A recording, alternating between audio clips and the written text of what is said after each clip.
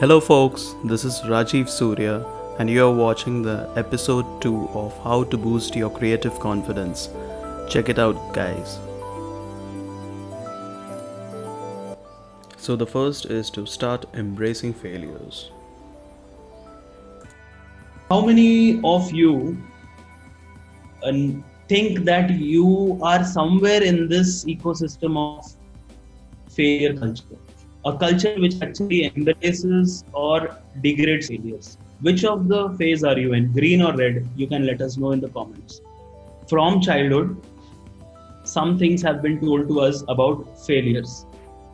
If you fail in something, it's bad, failure is punishable, you get blamed about it, uh, putting your head on the line, blame game.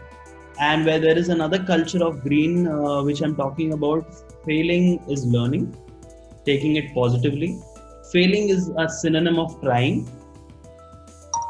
Failing is okay, it's a part of your creative freedom. Initiatives, whenever you fail, are being rewarded. Unknowingly or knowingly, everyone, it is a fact that we belong to the red culture, left side. Me too. Okay, there is nothing. I'm from your generation only. I have seen a lot of from my schooling. I've heard this stuff that getting failed into something is something bad or looked down up to. Albert Einstein tried an experiment 560 times, and 561 time he actually got. But everyone know that 561 time, it's like success. Everyone knows success when it is there, but no one knows how many steps of failures he had before. So no one know. A lot of successful people's stories are idealized with their achievements, but a lot of failures, if you read a lot of biographies of famous entrepreneurs, you'll get to know their failures more than their success. Okay, so I think so we are slowly but steadily moving it from this culture to this culture, and I hope this culture is more, because as a creative field, you need to fail soon. You have to fail many times. It's fine. Failing is nothing but a process, so you should be in your love of the process. Okay, remember, happily fail in it until finally you nail it. The second is to learn a creative skill outside your comfort zone. Of a skill, learn a creative skill outside your comfort zone. How many of you came out like a hobby? Swimming. I'm afraid of water, depth of water. I have a phobia. I'm recently thinking of learning to swim. That is my personal take on it. What is your take on it? Any creative skill outside your comfort zone you are trying? So, I think so. You need to, in this after five, your me time, when you need to have this creative skill. Anything which is outside your zone, comfort zone. Comfort zone means I am good at sketching. Definitely, I will do that daily to improve my skill. Don't stop that. But don't do only that. If you want to boost your creative confidence daily, day in and day out, try something outside your comfort zone, a new skill. If it interests you, well and go, take ahead that. If it doesn't interest you, no issues. You can try a new creative skill. That is, everyone does. But don't forget your skill which you are actually good at. I am disclaimer giving that when you are learning something, don't forget your main skill. Keep training on your main skill day in and day out. That is what you have to be doing. But just for boosting your creative confidence, try to explore a little bit here and there. And if you are liking it, make it mainstream skill and do it as you are doing it for one of your focus skills. Okay. Assignment: exploring a new pet skill today, which you were thinking from long time. If you want to learn guitar, there are a lot of tutorials. Start learning one. There are a lot of apps which can do that. In the course of time, maybe after 20 days, you'll get bored out of it, and then you will understand that this is not your cup of tea.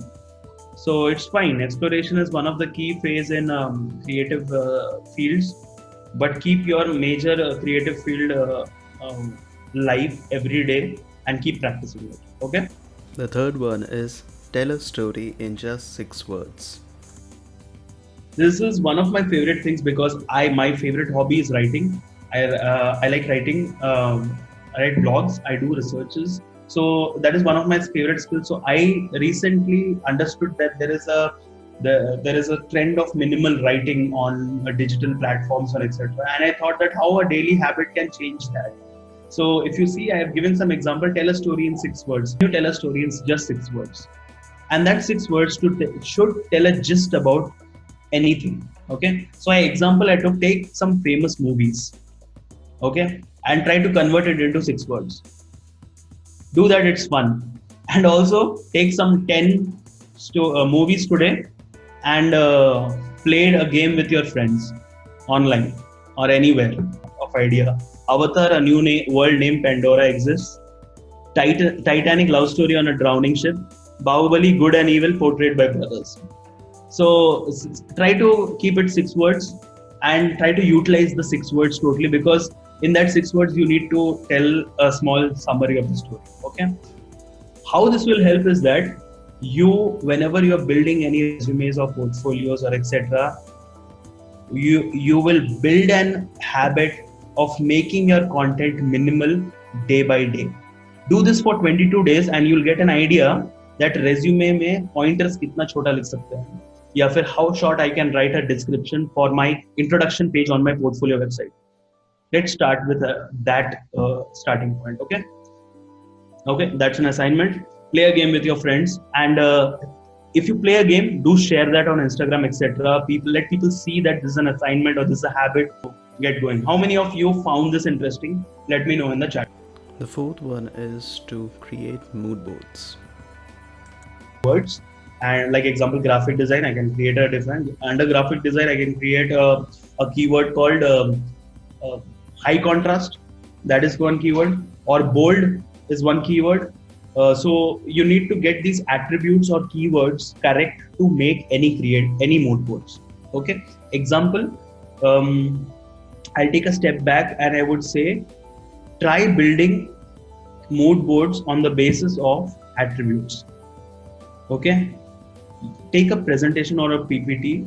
This will help you in the longer run. Okay, if you are an architect, take buildings, colors, environments, outdoor settings, indoor color theory, indoor color palette. Okay, based on a keyword called bright. Maybe there might be some requirements in future in a project which you're working about.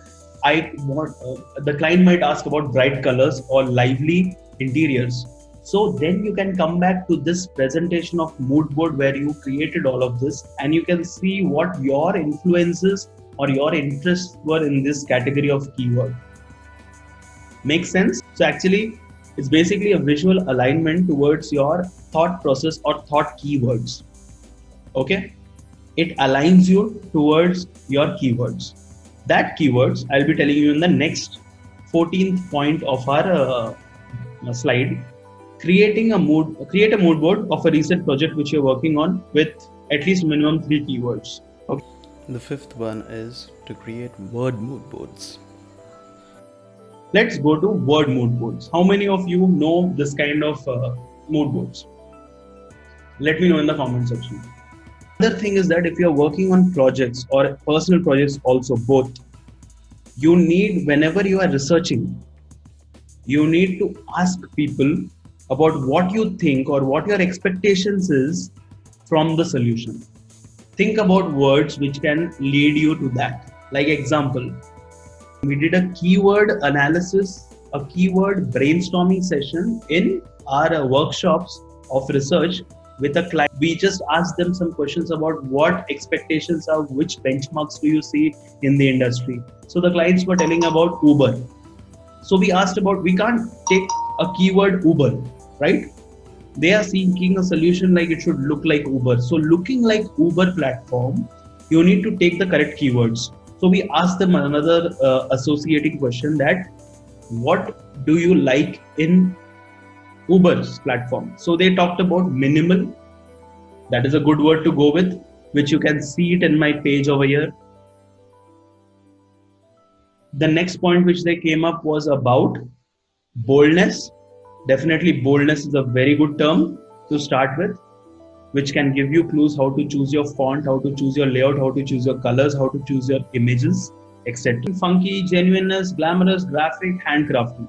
Okay, mentioned that don't copy. Definitely, you can't copy this as it is, but you can definitely pick palettes, color palettes from here and explore in your design. Maybe this color palette can help you to create that vibe or that attribute which you have talked about, which is artistic or which is lively, maybe. Okay. And the last one is a small kind of a task to design your own personalized logo. Hello, my name is. This is the first thing which actually creates your personal identity and also leverages you in your portfolio websites and resumes, making it personalized and eye catchy for recruiters and other designers. So, let's start designing.